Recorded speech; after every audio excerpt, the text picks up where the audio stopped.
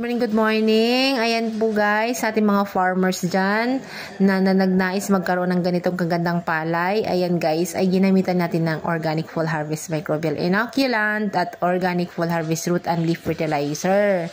Ayan po ay walang spring insecticide at pesticide. At bukod po dyan guys ay less po yung ating synthetic fertilizer.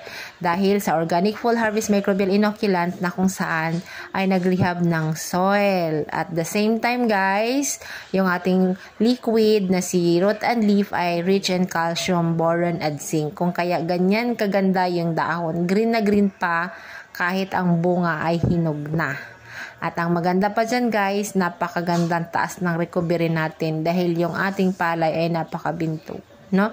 So sa lahat na interested dyan guys, ay PM lang kayo, message lang kayo, assist ko kayo dahil si Rico Brown ay may pinakamagandang protocol pagdating sa agri-product.